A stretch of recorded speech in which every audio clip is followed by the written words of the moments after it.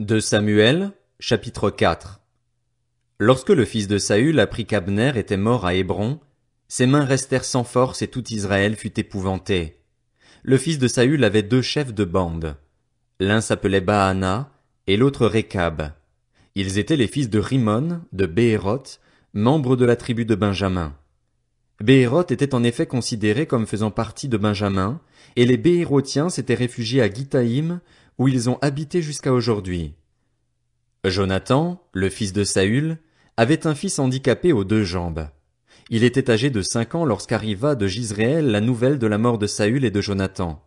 Sa nourrice le prit et s'enfuit, et comme elle se dépêchait de fuir, il tomba et resta estropié. Son nom était Méphibosheth. Or, les fils de Rimon de Béhéroth, Rékab et Baana, se rendirent à l'heure la plus chaude de la journée à la maison d'Ishbosheth, alors que celui-ci était couché pour la sieste de midi. Ils pénétrèrent jusqu'au milieu de la maison en apportant du blé et le frappèrent au ventre. Puis Rékab et son frère Baana se sauvèrent. Ils entrèrent donc dans la maison pendant qu'il était étendu sur son lit dans sa chambre à coucher, le frappèrent à mort et lui coupèrent la tête. Ils prirent sa tête et marchèrent toute la nuit sur le chemin de la plaine. Ils apportèrent la tête d'Ishbosheth à David, à Hébron, et ils dirent au roi, « Voici la tête d'Ishbosheth, le fils de Saül, ton ennemi, qui en voulait à ta vie. L'Éternel venge aujourd'hui le roi, mon seigneur, de Saül et de sa descendance. » David répondit à Rékab et à son frère Baana, les fils de Rimon de Béhéroth, « L'Éternel qui m'a délivré de tout danger est vivant. Celui qui est venu me dire, Saül est mort et qui croyait m'annoncer une bonne nouvelle, je l'ai fait arrêter et tuer à Tsiklag pour lui donner le salaire de son message.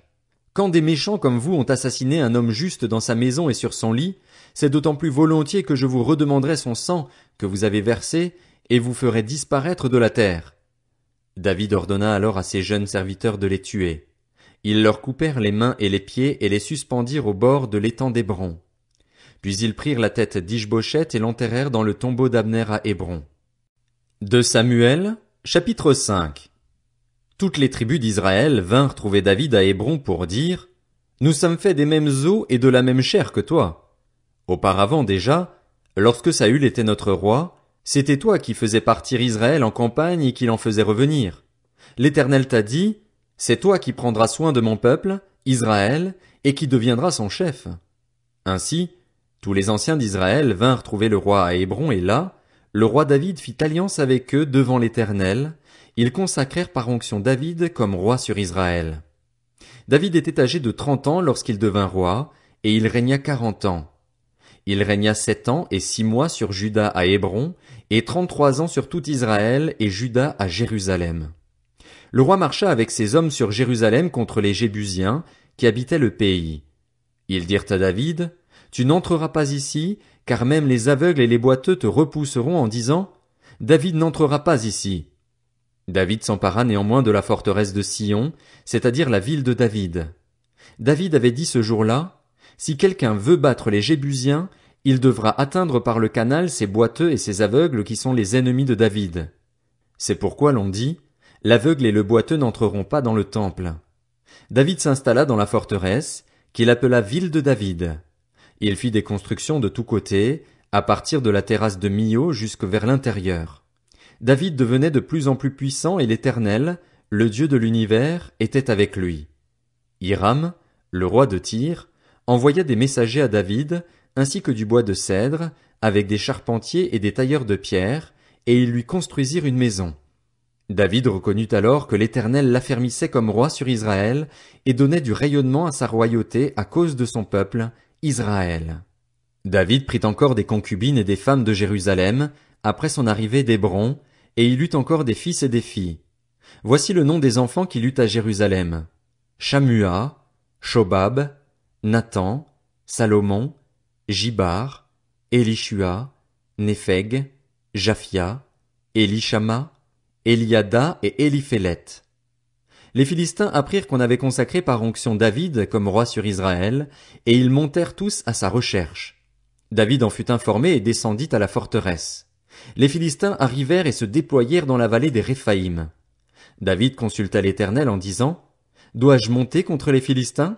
Les livreras-tu entre mes mains? » Et l'Éternel dit à David, « Monte, car je livrerai les Philistins entre tes mains. David vint à Baal-Pératsim, où il les battit. Puis il dit, L'Éternel a dispersé mes ennemis devant moi comme de l'eau qui coule. C'est pourquoi l'on a appelé cet endroit Baal-Pératsim. Ils y abandonnèrent leurs idoles, et David et ses hommes les emportèrent. Les Philistins montèrent de nouveau pour attaquer et se déployèrent dans la vallée des Réphaïm. David consulta l'Éternel, et l'Éternel dit, Tu ne monteras pas. Contourne-les par derrière et tu arriveras sur eux vis-à-vis des mûriers. Quand tu entendras un bruit de pas dans les cimes des mûriers, alors dépêche-toi, car c'est l'Éternel qui marche devant toi pour battre l'armée des Philistins. David fit ce que l'Éternel lui avait ordonné, et il porta des coups aux Philistins depuis Géba jusqu'à Gézer. De Samuel, chapitre 6. David rassembla encore toute l'élite d'Israël, qui comptait 30 000 hommes. Puis, avec tout le peuple qui était à ses côtés, il partit de Baal-et-Juda pour faire monter de là l'arche de Dieu, à laquelle est associé le nom de l'Éternel, le Maître de l'univers, qui siège au-dessus d'elle entre les chérubins. Ils mirent ce coffre de Dieu sur un char neuf et l'emportèrent depuis la maison d'Abinadab qui se trouve sur la colline. C'étaient Uza et Ashjo, les fils d'Abinadab, qui conduisaient le char neuf.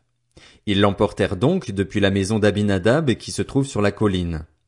Uza marchait à côté de l'arche de Dieu, et Ashjo devant. David et toute la communauté d'Israël jouaient devant l'Éternel de toutes sortes d'instruments en bois de cyprès, de la harpe, du luth, du tambourin, du sistre et des cymbales. Lorsqu'ils furent arrivés à l'aire de battage de Nakon, Uza tendit la main vers l'arche de Dieu et la retint, parce que les bœufs la faisaient pencher. La colère de l'Éternel s'enflamma contre lui et Dieu le frappa sur place à cause de sa faute. Uza mourut là, près de l'arche de Dieu. David fut troublé de ce que l'Éternel avait infligé une telle punition à Uza, et cet endroit a été appelé jusqu'à aujourd'hui Péretz Uza. David eut peur de l'Éternel, ce jour-là, et il se dit, Comment l'arche de l'Éternel pourrait-elle entrer chez moi? Il ne voulut pas prendre l'arche de l'Éternel chez lui, dans la ville de David, et il la fit conduire dans la maison d'Obed-Édom, un homme de Gath. L'arche de l'Éternel resta 3 mois dans la maison d'Obed-Édom de Gath, et l'Éternel le bénit, ainsi que toute sa famille. On vint dire au roi David, L'Éternel a béni la famille d'Obed-Édom et tout ce qui lui appartient à cause de l'arche de Dieu. David se mit alors en route et il fit monter l'arche de Dieu depuis la maison d'Obed-Édom jusqu'à la ville de David au milieu des réjouissances. Quand ceux qui portaient l'arche de l'Éternel eurent fait 6 pas, on sacrifia un bœuf et un veau gras. David dansait de toute sa force devant l'Éternel et il était habillé d'un éphod en lin. David et toute la communauté d'Israël firent monter l'arche de l'Éternel avec des cris de joie et au son des trompettes. Michal, fille de Saül, regardait par la fenêtre lorsque l'arche de l'Éternel entra dans la ville de David et, en voyant le roi David sauter et danser devant l'Éternel, elle éprouva du mépris pour lui dans son cœur. Une fois qu'on eut amené l'arche de l'Éternel, on la mit à sa place au milieu de la tente que David avait dressée pour elle, et David offrit des holocaustes et des sacrifices de communion devant l'Éternel. Quand il eut fini d'offrir les holocaustes et les sacrifices de communion, David bénit le peuple au nom de l'Éternel, le Maître de l'univers. Puis il distribua à tout le peuple, à toute la foule d'Israël, hommes et femmes confondus, un pain, une portion de viande et un gâteau au raisin. Et tout le peuple repartit, chacun chez soi. David retourna chez lui pour bénir sa famille et Michal, fille de Saül, sortit à sa rencontre. Elle dit, « Quel honneur aujourd'hui pour le roi d'Israël! Il s'est dénudé aux yeux des servantes, de ses serviteurs, comme le ferait un homme sans valeur. » David répondit à Michal, « C'est devant l'Éternel, qui m'a choisi de préférence à ton père et à toute sa famille pour m'établir comme chef sur son peuple, sur Israël, c'est devant l'Éternel que j'ai dansé. Je veux paraître encore plus petit que cela et m'abaisser à mes propres yeux. Toutefois, je serai honoré auprès des servantes dont tu parles. » Michal, fille de Saül, n'eut pas d'enfant jusqu'au jour de sa mort.